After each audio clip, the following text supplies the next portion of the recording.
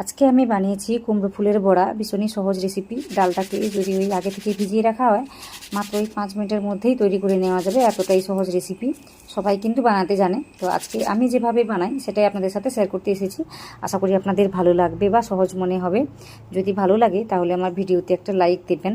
নতুন কেউ হয়ে থাকলে অবশ্যই আমার চ্যানেলটিকে সাবস্ক্রাইব করবেন, আর পাশে থাকা যে বেল আইকনটা থাকে ওটাতে প্রেস করতে ভুলবেন না। এইভাবে আমাকে সাপোর্ট করবেন।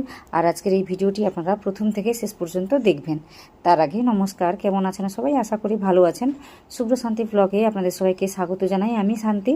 তো এই বড়াটি বানানোর জন্য আমি কি করেছিলাম, আগে থেকে ওই মুগ ডালটাকে ভিজিয়ে রেখে দিয়েছিলাম। তো এই 2-3 ঘন্টার জন্য কিন্তু ভিজিয়ে রেখে দিয়েছিলাম। ডালটা কিন্তু এখন অনেকটাই নরম হয়ে গিয়েছে আর অনেকটা ফুলে গিয়েছে। দেখতেই পাচ্ছেন কিভাবে নরম হয়ে গিয়েছে। তো আমি কি করেছি, জলটাকে ঝরিয়ে নিয়েছি। নেওয়ার পর এইভাবে একটা মিক্সার জারে নিয়ে নিচ্ছি। তো এটাকে আমি ভালোভাবে পেস্ট বানিয়ে নেব। তো সাথে কিছু মশলা আমি মিশিয়েছি। ওই গোটা জিরে দিয়েছি আর 2টো কাঁচা লঙ্কা দিয়েছি। ঝালটা বুঝে শুনে দেবেন, আমি এই পরিমাণ ঝালটা দিয়েছি।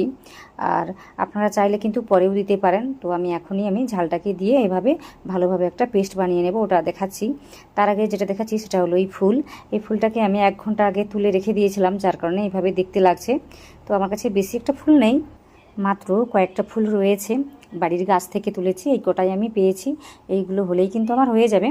তো আমি এটাকে একটু পরিষ্কার করে নিচ্ছি। তো দেখুন, এখানে ছুরি বা বটি আমার কিছুই লাগবে না, হাত দিয়েই কাজটা আমি করে নিচ্ছি। তো দেখুন কি আমি কেটে ফেলে দিচ্ছি। তো এইভাবে আমি পরিষ্কার করে নিচ্ছি। তো আপনারা চাইলে কিন্তু বটি দিয়েও কেটে নিতে পারেন। তো এইভাবে আমি পরিষ্কার করে নিচ্ছি। ফুলের ভেতরে একটা লম্বা মতো অংশ থাকে, ওটাকে ফেলে দিতে হবে। আর বাইরে যে বিতি সমেত ওই যে কাঁটাগুলো রয়েছে ওইগুলোকে ফেলে দিতে হবে। এইভাবে কাজটা করে নিতে হবে। আর এখানে আমি ভালোভাবে ধুয়ে নিয়েছি। ধুয়ে নেওয়ার পর একটু ম্যাশ করে নেব, মানে ওই একটু কুচি কুচি করে নেব। তো এইভাবে কাজটা করে নিতে হবে, না হলে পরে করলেও হবে। তো এইদিকে আমি কি করেছি, ওই যে মুগ ডালের পেস্টটাকে বানিয়েছিলাম ওটা আপনাদের দেখিয়ে দিচ্ছি। এটা কিন্তু শিলের মধ্যেও বাটা যায়। তো এখানে আমি একটা গ্রাইন্ডার মেশিনে এটাকে ঘুরিয়ে নিয়েছি। দেখতেই পাচ্ছেন কিভাবে পেস্টটাকে তৈরি করে নিয়েছি। তো একটু আমি জল দিইনি, আপনারা তো দেখেছেন। তো শুধুমাত্র এই মুগ ডালটাকে নিয়েই ঘুরিয়েছি। তো এইভাবে কাজটা করে নিতে হবে। আর এখানে আমি কিছু মশলা মেশাচ্ছি। ওই ধনে গুঁড়ো নিয়েছি আর একটু হলুদ গুঁড়ো নিয়েছি। এখানে চাইলে আপনারা জিরে গুঁড়ো দিতে পারেন, আবার লঙ্কা গুঁড়ো দিতে পারেন। তো এখানে আমি ঝালটা জিরেটা আগে থেকে দিয়েছিলাম বলে সেভাবে আর কিছুই দিইনি। তো এখানে অনেকগুলো পেঁয়াজ কুচি আমি দিয়েছি আর ধনেপাতা কুচি দিয়েছি। তো এই মশলাগুলি আমি দিয়েছি, বেশি কিন্তু আর মশলা আমি এখানে অ্যাড করিনি। তারপর যেটা দিয়েছি সেটা হলো এই লবণটা তো দিতেই হবে। তো এটা পরিমাণটা বুঝে শুনে দিতে হবে। দিয়ে আমি সব কিছুকে ভালোভাবে মিশিয়ে নিচ্ছি। এইভাবে লবণটাকে দেওয়ার পর কিন্তু পেঁয়াজ থেকে অনেকটাই জল ছাড়তে শুরু করবে। তো তাড়াতাড়ি এই কাজটি করে নিতে হবে, না হলে কিন্তু ভীষণই পাতলা হয়ে যাবে এই ব্যাটারটি। তো দেখতেই পাচ্ছেন এইভাবে আমি কাজটা করে নিচ্ছি, হাত দিয়ে ভালোভাবে একটু সময় নিয়ে মেখে নিচ্ছি। তো যদি বেশি করে পাতলা হয়ে যায় তখন কি করবেন, 2 চামচের মতো বেসন অ্যাড করতেও পারেন। তো এখানে মোটামুটি ঠিকঠাক রয়েছে আমার। তো আমি কি করেছি, তেলটাকে আগে থেকে বসিয়ে রেখেছিলাম, মোটামুটি ওই মিডিয়াম আঁচ করে রেখেছিলাম। আর তেলটাকে ভালোভাবে গরম করে নিয়েছি। তো বেশি গরম করে নেওয়া যাবে না, তাতে কিন্তু নিচের দিকটা ভীষণই শক্ত হয়ে যাবে। তো মিডিয়াম ফ্লেমে রেখেই আমি তেলটাকে গরম করেছি। তো সেভাবেই রেখে কাজটি করছি।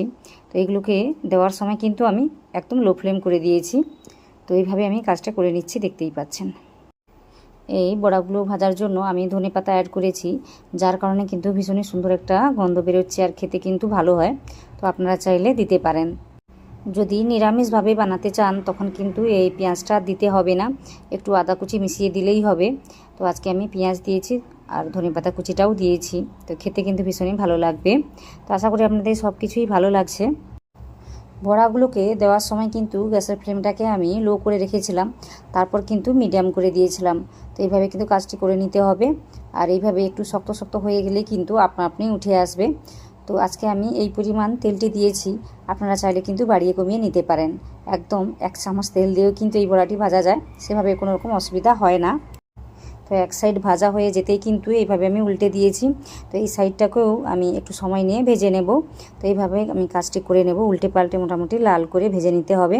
তাতে কিন্তু বাইরের দিকটা ভীষণই শক্তভাবে তৈরি হবে আর ভেতরের দিকটা কিন্তু বেশ নরম থাকবে, খেতে কিন্তু ভীষণই ভালো লাগবে।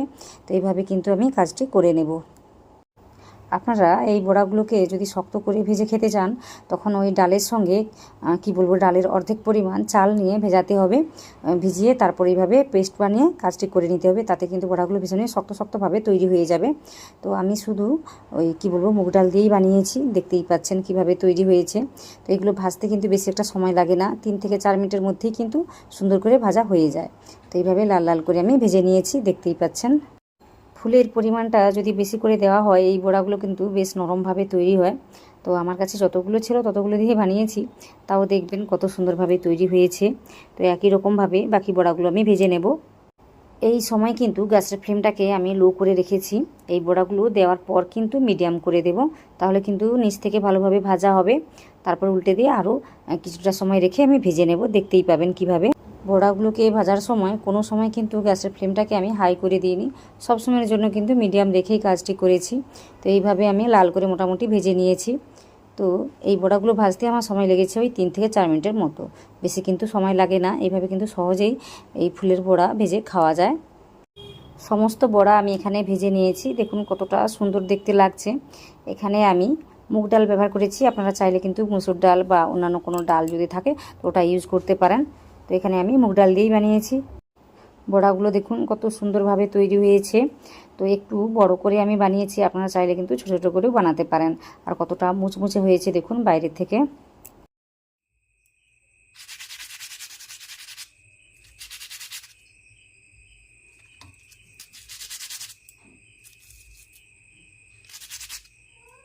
কুমড়ো ফুলের বড়া রেসিপিটি যদি আপনাদের ভালো লাগে বা সহজ লাগে তাহলে আমার ভিডিওতে একটা লাইক দেবেন। নতুন কেউ হয়ে থাকলে অবশ্যই আমার চ্যানেলটিকে সাবস্ক্রাইব করে নেবেন। আর পাশে থাকা যে বেল আইকনটা থাকে ওটাতে প্রেস করতে ভুলবেন না, ওই কাজগুলো করে নেবেন।